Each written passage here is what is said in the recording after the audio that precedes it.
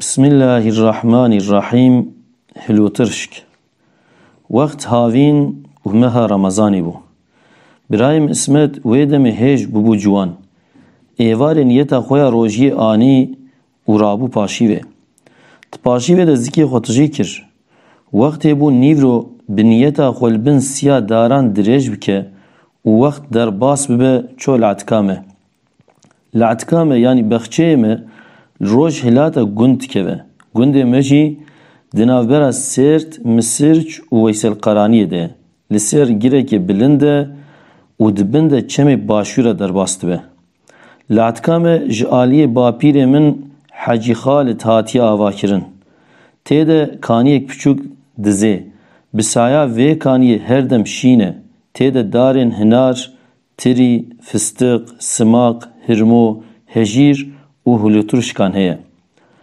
Wextê birayê kete le'tikê di bin siya dara hilûtirşkê de xwe dirêj kir û çavên wî ço ser hilûtirşkek.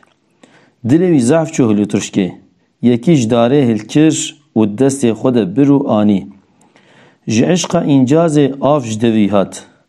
Dûre fêkiya di destê xwe de ramîst û xiste devê xwe. Piştî jî xwe winda kir. Pêşî gezek lêda û tipaşîd lê nêrt ku destên wî de tenê sîsik maye.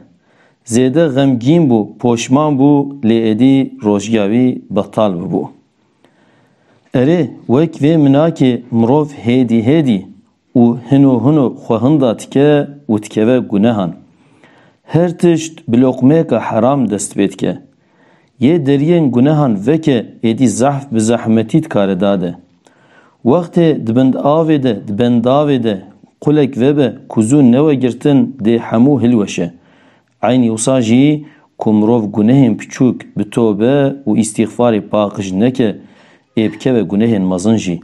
Ê hêdî hêdî qelb reş be û mirov bi temamî ji rê derkeve.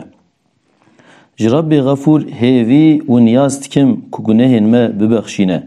Tobe û îstîğfara ji dil nasîbê me bike û li hemberê nefsa me alîkariya me bike.